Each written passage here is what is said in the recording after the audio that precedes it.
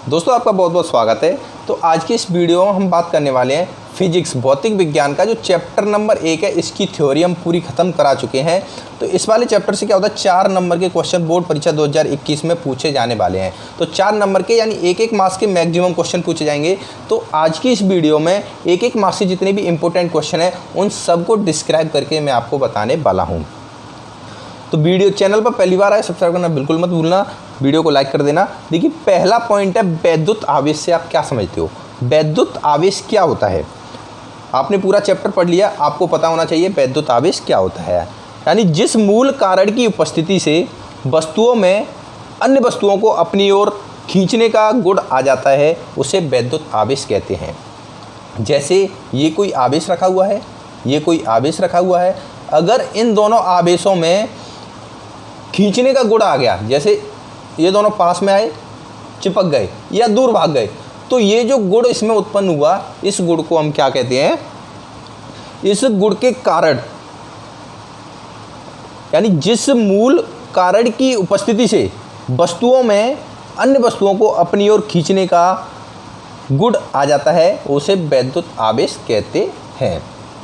तो अभी आपको समझ में आ गया होगा, ये कोई आवेश रखा है, ये कोई आवेश रखा है, तो अगर ये दोनों आकर्षित हो रहे हैं एक दूसरे की तरफ तो इसमें एक गुण उत्पन्न हो रहा है। तो वह किसके कारण हो रहा है, वैद्युत आवेश के कारण हो रहा है। इसके बाद दूसरा क्वेश्चन है आवेश का क्वांटीकरण। काफ़ी इंपॉर्टेंट क्वेश्चन है, 1 नंबर का बोर्ड परीक्षा में पूछा जाता है। तो आवेश का क्वांटीकरण क्या होता है, आपने फॉर्मूला पढ़ा होगा, Q = होता है +-NE, +-NE। N यहाँ पर क्या होता है, आवेश की संख्या या इलेक्ट्रॉन की संख्या। चलिए मैं यहाँ पर आपको डेफिनेशन बताता हूँ। यानी किसी वस्तु को आवेश एक न्यूनतम इकाई यानी E के पूर्ण गुणजों के रूप में दिया जा सकता है। इसका मतलब क्या है, किसी भी वस्तु को अगर हम मान लीजिए ये कोई वस्तु है, ठीक है, इसको अगर हम आवेश दे रहे हैं तो ऐसे नहीं होता है कि हमने इसको कितना भी आवेश दे दिया। इसको हम जो आवेश देंगे वो जो E है इसके पूर्ण गुणज, इस E का पूरा गुणा जाना चाहिए, उतने गुणज के बराबर होता है। यानी N तो संख्या हो गई कितने, और E का उसमें मल्टीप्लाई कर देंगे तो ये इसका फॉर्मूला बन जाता है। क्या बन जाता है, Q = +-NE।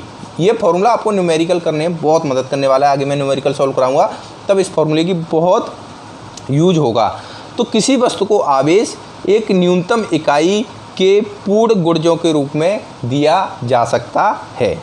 यही इसका एक गुण है, इसे हम क्या बोलते हैं, आवेश का क्वांटीकरण बोलते हैं। इसके बाद चलिए नेक्स्ट क्वेश्चन अपना रहेगा, ये क्वेश्चन नंबर 3 है। 2 बिंदु आवेशों के बीच लगने वाले आकर्षण बल अथवा प्रतिकर्षण बल के लिए कूलाम का सूत्र लिखिए। तो इसके सूत्र की हमने उत्पत्ति की थी, तो क्या होता है इसका सूत्र, F = 1/4πε0 K Q1 Q2/R²। Friend अगर आप कोई भी सूत्र लिख रहे हो तो उसके बाद में आपको उसका मात्रक लिख देना है। तो बल का मात्रक क्या होता है, न्यूटन। तो ये फॉर्मूला यहाँ पर आपने लिख दिया। इतना लिखने के बाद आपको पूरा 1 नंबर नहीं मिलने वाला है, क्योंकि अगर कोई भी फॉर्मूला लिख रहे हो तो उसके नीचे जैसे यहाँ पर ये ε0 क्या है, तो यहाँ पर मैं लिख दूँगा ε0 निर्वात की वैद्युतशीलता है। क्या है, निर्वात की वैद्युतशीलता। और यहाँ पर K क्या है, K क्या है, माध्यम का परावैद्युतांक, माध्यम का परावैद्युतांक।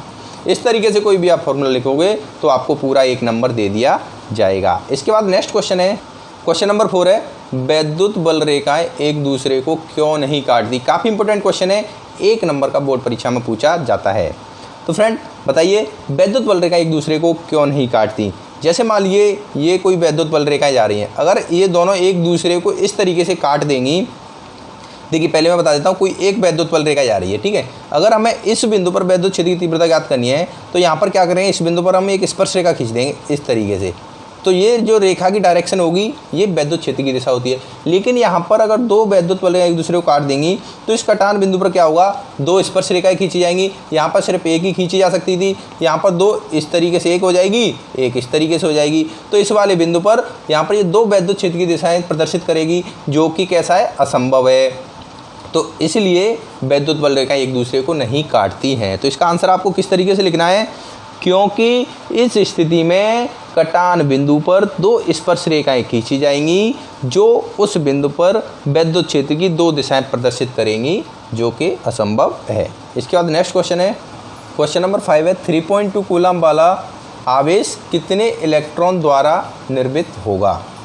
तो यहाँ पर देखिए कूलम आवेश की वैल्यू यहाँ पर दी हुई है Q, ये कूलम क्या है, आवेश है, तो Q इक्वल टू क्या हो जाएगा 3.2 कूलम।